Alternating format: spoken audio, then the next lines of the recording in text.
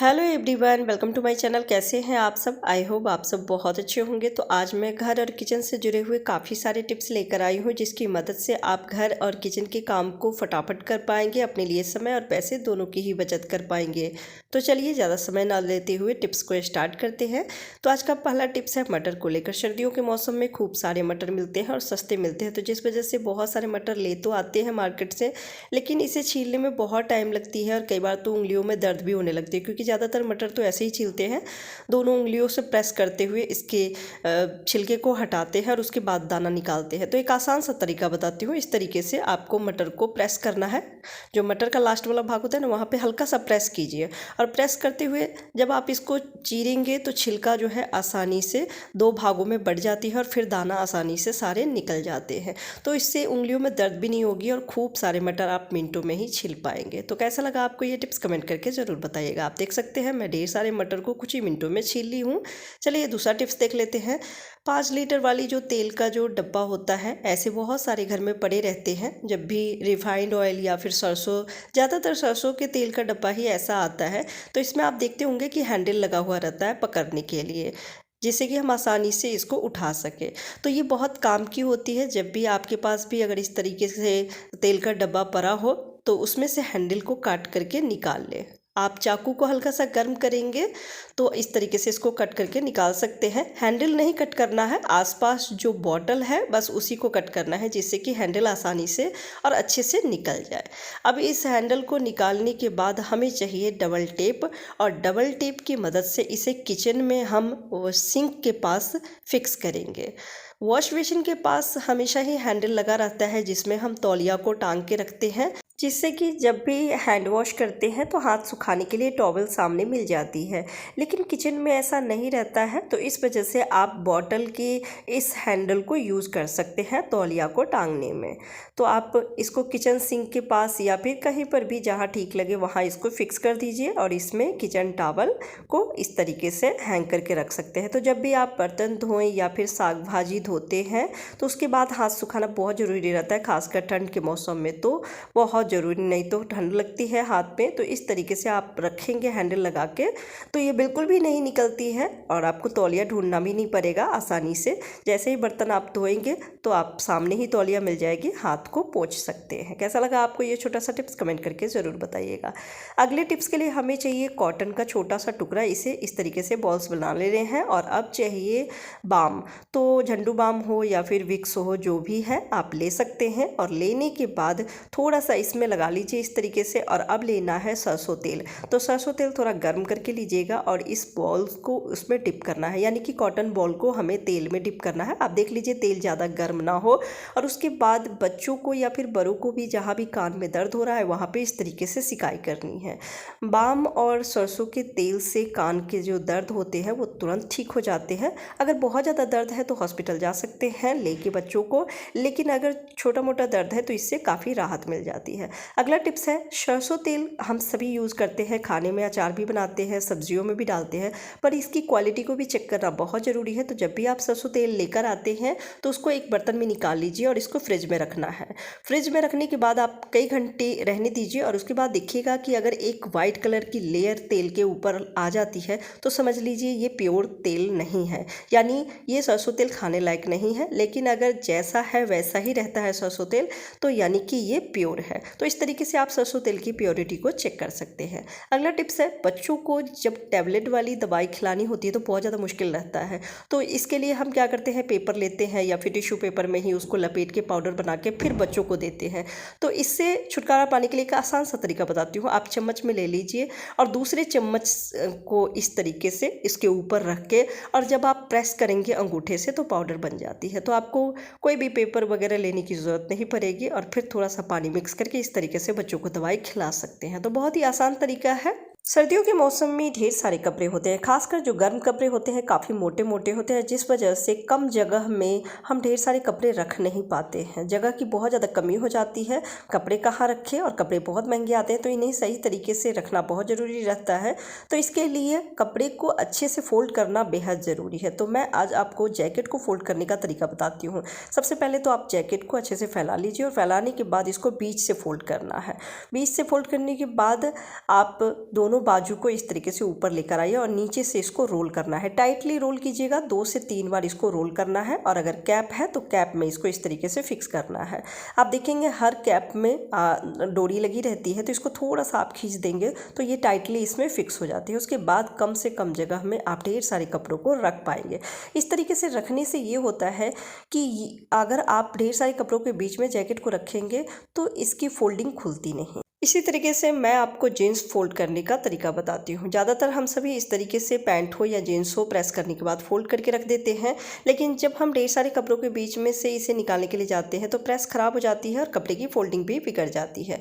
तो इसको इस तरीके से फोल्ड कीजिए। कपड़े को अच्छे से प्रेस करने के बाद ऐसे फैला लीजिए और फिर दोनों लेग वाला जो हिस्सा है उसको इस तरीके से लेकर आना है ऊपर और कमर में इसको फिक्स कर देना है। थोड़ा थोड़ा करके इस तरीके से इसको फिक्स करना है और अब इसको मोड़ लीजिए वापस से।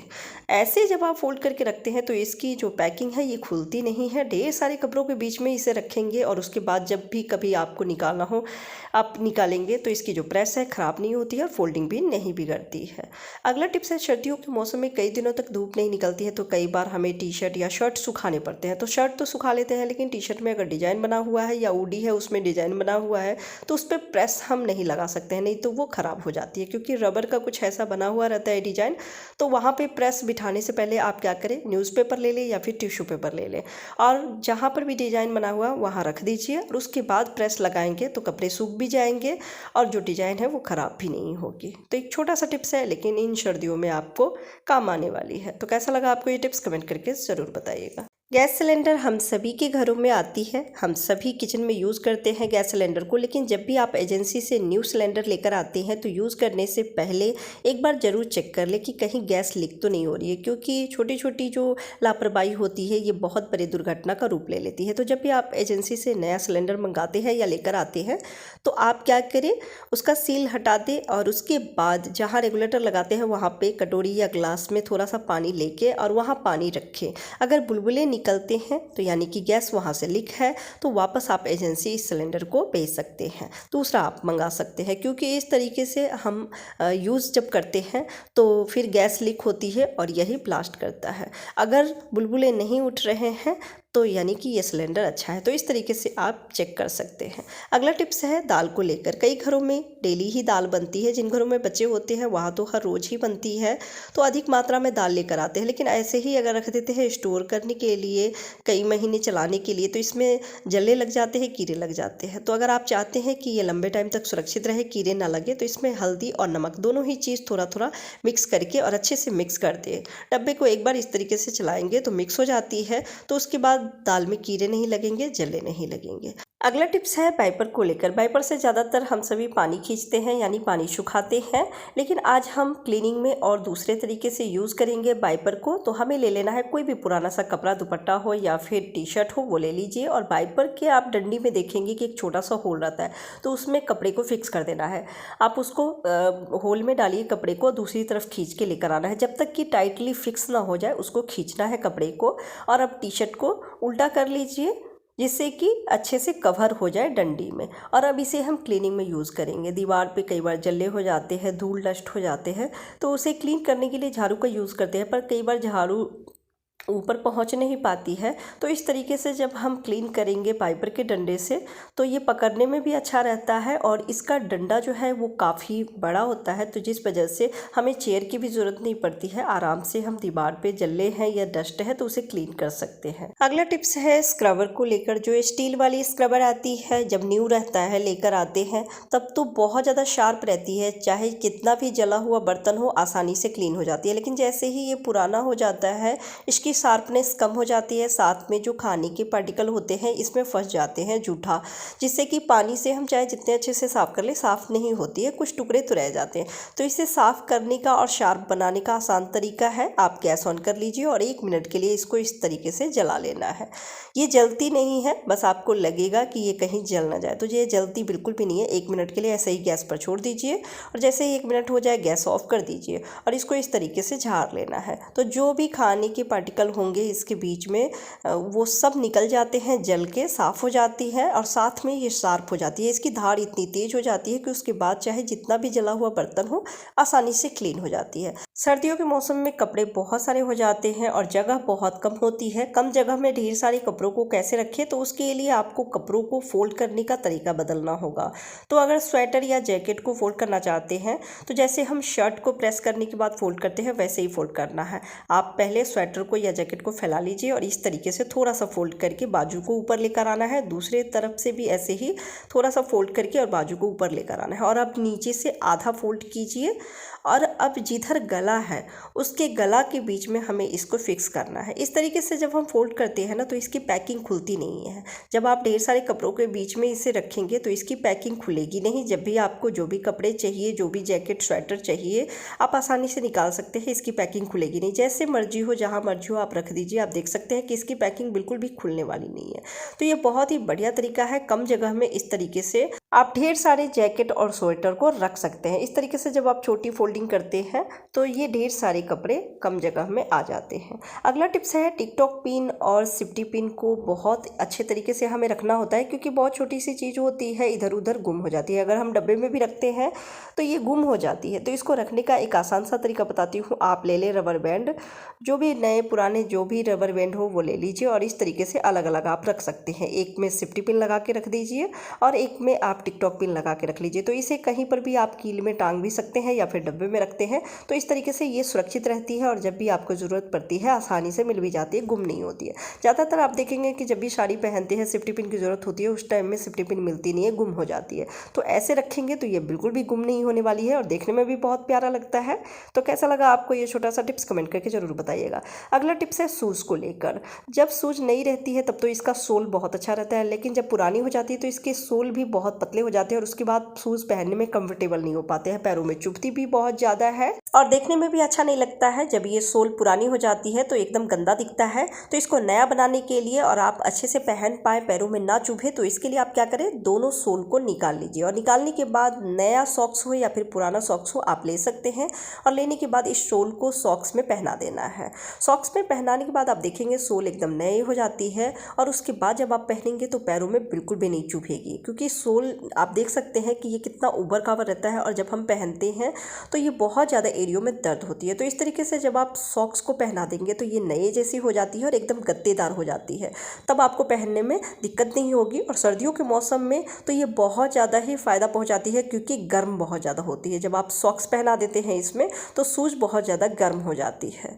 तो इस तरीके से पैरों में ठंड भी नहीं लगेगी। तो कैसा लगा आपको ये टिप्स, कमेंट करके ज़रूर बताइएगा। चलिए अगला टिप्स देख लेते हैं। किचन में खाना बनाते समय या कोई भी काम करते समय अक्सर ही हम लेडीज़ के हाथ जल जाते हैं, तो उस समय बहुत ज़्यादा दर्द होती है और उस जलन को दूर करने के लिए आइस क्यूब ढूंढते हैं। तो एक आसान सा तरीका बताती हूँ जिसके इस्तेमाल करते ही जलन भी नहीं होगी, साथ में फोड़े भी नहीं होंगे, फफोले नहीं होंगे। तो हमें ले लेना है थोड़ा सा आटा और आटे के ऊपर हमें लगाना है कोलगेट पेस्ट और इस तरीके से अच्छे से लगा लेना है। लगाने के बाद जहाँ पर भी जली है इसे लगा लेना है। आप इस तरीके से जब इसको सेट कर लेंगे, जैसे उंगलियाँ जली है तो उंगली में इस तरीके से सेट कर लीजिए, तो बहुत ज़्यादा राहत मिलती है, एकदम ठंडक महसूस होती है और जो फफोले हो जाते हैं वो भी नहीं होंगे।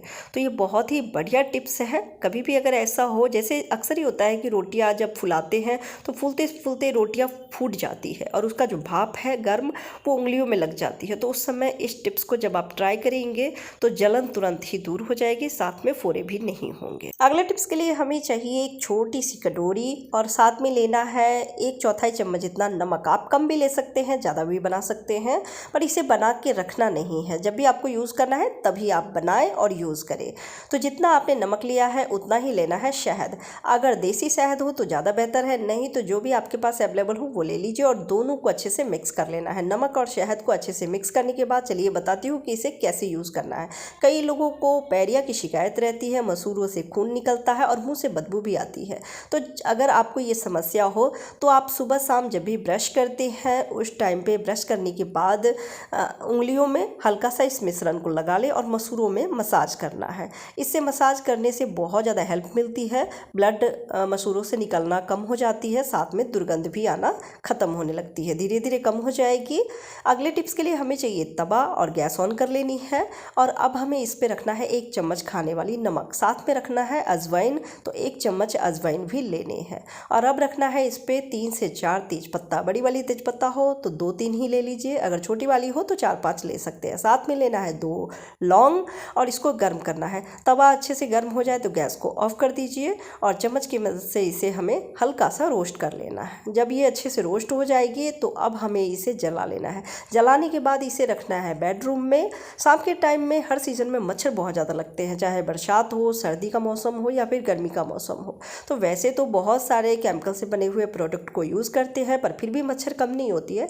तो आप सोने जाने से आधे घंटे पहले इस टिप्स को ज़रूर फॉलो कीजिएगा। उसके बाद आप देखेंगे मच्छर कीड़े हर तरह के जो होते हैं कमरे से भाग जाते हैं और मर भी जाते हैं। उसके बाद आप आराम से सो सकते हैं। तो अजवाइन और जो लौंग का धुआं है, तेजपत्ता का धुआं है, इससे सारे मच्छर भी दूर हो जाते हैं, कमरे में एक अच्छी सी खुशबू भी फैल जाती है। ये बहुत ही बढ़िया टिप्स है, ट्राई करके ज़रूर देखिएगा।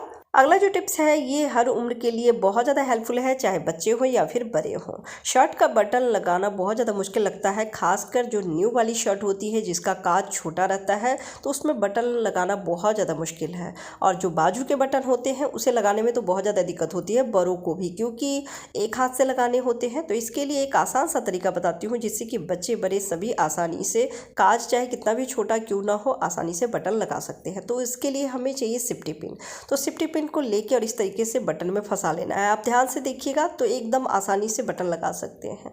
तो बटन में फंसा लेना है सेफ्टी पिन को और फिर काज के अंदर से सेफ्टी पिन को निकालना है। सेफ्टी पिन को निकालेंगे बटन अपने आप लग जाती है। तो इस तरीके से आप आसानी से चाहे कितना भी काज छोटा क्यों ना हो बटन लगा सकते हैं। खासकर जो बाजू के बटन लगाने होते हैं ना, बच्चे अक्सर ही बाजू का बटन लगाने के लिए दूसरों की हेल्प लेते हैं। तो उन्हें अगर ये तरीका बता देंगे तो उन्हें किसी की भी हेल्प लेने की जरूरत नहीं पड़ेगी। सेफ्टी पिन में बटन को फंसा के और उसके बाद जैसे ही काज में लगाएंगे आसानी से बटन लगा सकते हैं। तो कैसा लगा आपको ये टिप्स कमेंट करके ज़रूर बताइएगा। अगले टिप्स के लिए हमें चाहिए 2 चम्मच दूध। तो आप बॉयल किया हुआ लेकिन ठंडा दूध लीजिएगा और अब इसमें हमें रखना है आधे प्याज का जूस।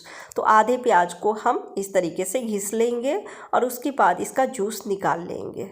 तो 2 चम्मच दूध के लिए इतना प्याज काफ़ी है। और इस सॉल्यूशन को आपको बना के रखना नहीं है, यानी जो ये रेमेडी हम बना रहे हैं इसे बना के रखना नहीं है। जब भी आपको यूज़ करना हो, लगाना हो, तभी बनाइएगा। तो इन दोनों चीज़ों को मिक्स कर लेना है। अब हमें कैसे यूज़ करना है तो मैं बताती हूँ। कई लोगों को ना हेयर फॉल की समस्या होती है, कई जगहों पे जहाँ से मांग फाड़ते हैं वहाँ से बाल जो है वो निकलने लगते हैं, बाल झड़ जाते हैं। या फिर आईब्रो भी अगर बहुत पतली है तो आप क्या करें, कॉटन की मदद से इस मिश्रण को वहाँ पे लगाएं जहाँ पे हेयर बहुत ज़्यादा कम है। तो इस तरीके से वहाँ पे बाल वापस से आने लगते हैं। ये बहुत ही बढ़िया और आजमाया हुआ टिप्स है। तो अगर आपको आईब्रो भी अगर घनी बनानी है तो वहाँ पर इसे रात के टाइम में लगा लीजिए और लगाने के बाद आपको छोड़ देना है। उसके बाद सुबह में धो लीजिए नॉर्मल पानी से। तो इस तरीके से बाल जहाँ से भी निकल रहे हैं, जहाँ से भी कम हो गए हैं वहाँ पे आप लगा सकते हैं, आईब्रो पर भी लगा सकते हैं। बहुत ज़्यादा हेल्पफुल टिप्स है। अगला टिप्स है चावल को लेकर। चावल बनाते हैं तो कई बार ऐसा होता है कि कुछ चावल ना एकदम चिपचिपी सी बनती है, एक एक दाने जो है वो चिपके से रहते हैं। तो अगर आपको खिले चावल बनाने हैं, एक एक दाने उसके बिल्कुल ही अलग हो, तो उसके लिए आप क्या करें, जब भी आप चावल बनाने जाते हैं, चाहे कुकर में बनाएं या फिर भगोने में बनाएं, तो उसमें 1 चम्मच घी या तेल जरूर डाल दें। तो इससे चावल चिपकेंगे नहीं, उसके दाने एकदम खिले रहेंगे। तो कैसा लगा आपको आज के सारे टिप्स कमेंट करके जरूर बताइएगा। अच्छी लगी हो तो वीडियो को लाइक एंड शेयर कर दीजिएगा। चैनल पर पहली बार आए हैं तो सब्सक्राइब करके बेल आइकन जरूर प्रेस कर दीजिएगा। Bye bye.